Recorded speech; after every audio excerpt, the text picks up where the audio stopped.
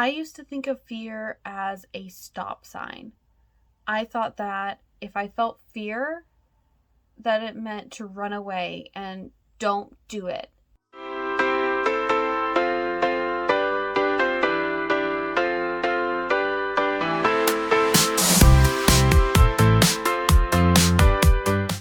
What I've been realizing recently in the past couple of years is that a lot of times the most meaningful things in my life are a result of having a fear in the first place. And it made me think of a quote that I read in the book On Fire by John O'Leary. He said, "Fear is part of our human experience and necessary for survival. The goal, though, is to not stay in a fear-based mentality. If we dwell in a place of fear, we won't go anywhere." What if fear isn't always a warning? What if it's an invitation? An invitation to something more exciting and more beyond anything you could have dreamt of by yourself. At the beginning of 2024, I made a goal to conquer and to face the fears that I had in my life. A couple of the fears that I had that I wanted to face were 1, singing in front of someone, 2, touching a fish. I have this weird thing with fish. They're just creepy to me. 3, public speaking. And then 4, I wanted to do something just with women because I realized that I had some sort of insecurity and fear wrapped around women and how they had hurt me in the past. As I went on this journey and as I faced each of these fears, I realized that these things weren't just fears that I had to check off my list. They were actually doors to growth, courage, and confidence. I read a book called You Only Die Once by Jody Wellman, and I absolutely loved this quote that she said, and it really got me thinking and kind of started me on this whole journey that I took in 2024. She said, "How likely is it that you would recommend your exact life to another person?" And I love that quote because a lot of times, because we live in fear, we just live this super average, super basic life. And a lot of times we don't ask ourselves that question that Jody Wellman asked. A lot of times we don't ask, would I want my life to be someone else's? Would I wish my life on someone else? Is this exciting enough? Is this purposeful enough that I would wish it for another person? And it's a really good question to ask because if you wouldn't, then why are you living it? If we're constantly letting fear make our decisions, then we might be building a life that's smaller than it really could be. You could have such a bigger life if you didn't let fear control you so much. So one of the fears that I wanted to face was singing in front of people. This was a really big thing. I felt like my voice wasn't really good. I felt like people were going to judge me and that I was going to really, really embarrass myself. It felt scary, it felt vulnerable, and it felt like something I did not want to do. I thought, what if I'm not good enough? What if people judge my voice? What if I get embarrassed? And fear was really trying to protect me, but in reality, it was actually holding me back from something that I would experience as a result of facing that fear. Because I had this goal to face the fear, I ended up joining a women's barbershop chorus in an organization called Sweet Adelines. And it was so amazing. It still is amazing. It's been 2 years. I'm still in this organization. I'm still in this women's chorus. And I've experienced so much joy, so much purpose, and made so many amazing friends, all because I decided to face the fear of singing in front of people. All it took was just going one time for me to face that fear. And now I have made such amazing friends and I've literally changed my life for the better and it's brought me so much joy because of it. Even though my brain and fear were trying to protect me from a scary situation that could have harmed me, I realized that often our brain labels things as unfamiliar and dangerous when it could actually be an opportunity for growth and for an amazing change in our lives. The second thing that I did in 2024 to face one of my fears was I went on a mission trip with only women. And it wasn't women I knew. They were all strangers. It was absolutely terrifying. I was so scared. I was so nervous.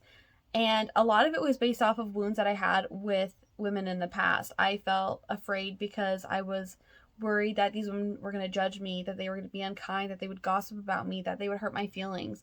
All things that I had felt in the past. And I was taking my fear and my hurt from the past and bringing it into the future.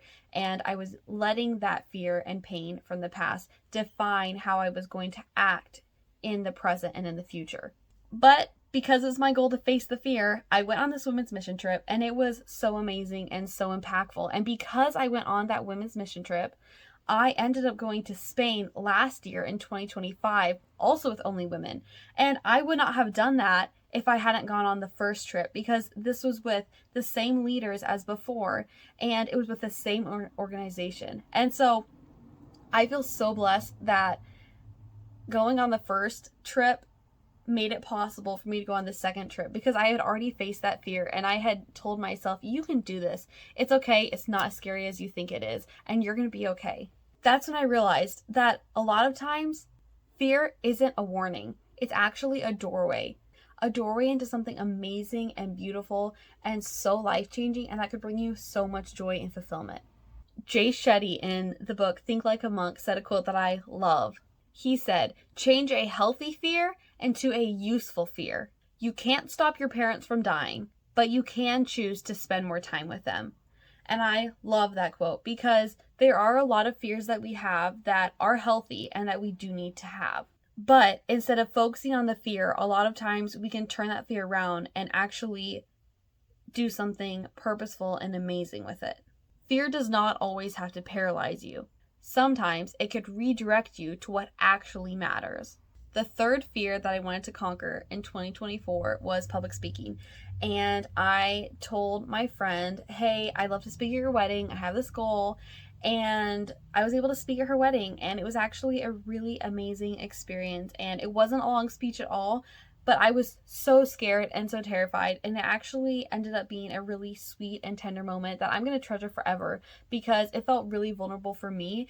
And it was vulnerable for my friend to hear me sharing those thoughts in front of other people. But the thing was, I loved my friend. And sometimes love asks you to do things that are uncomfortable. After I spoke, I realized something really important. The fear beforehand was way bigger than the moment itself. The fear that I felt was this big, and I had spent so much time and energy thinking on, when the moment was actually this big and literally went just like that. And for fun, the fourth one that I did was I touched a fish. I have this weird thing with fish. They just creep me out. They're just so unpredictable. And I ended up going to this aquarium and touched this fish. And while I'm still pretty terrified of fish, I do feel like I've been getting a little braver, and definitely touching the fish in 2024 has helped me be around fish a little bit more now, and I'm still working on it, but it's definitely opened me up to just being with fish more and swimming more and being okay with them being there. That one I definitely need to work on though still, because fish still terrify me. Here's what I learned from 2024 of my journey of fear, and also what I'm just constantly learning. Fear is not always the enemy. What we dwell on is what matters more. Again, another book quote, Eat That Frog by Brian Tracy. I love this quote. There's nothing wrong with thoughts of fear, as long as you temper them with thoughts of courage and reliance. Whatever you dwell upon grows, so be careful. If we only feed fear, our world is going to get so much smaller. If we pair fear with courage, our world gets so much bigger. So I just want to ask you, what is something you've wanted to do that fear has kept you back from? Is that fear actually protecting you, or is it limiting you? If I had listened to every single fear in my life, I would have missed singing with some of the most amazing people I've met, serving alongside some beautiful, selfless women, celebrating a friend on her really special day, and touching a fish. It can't beat that.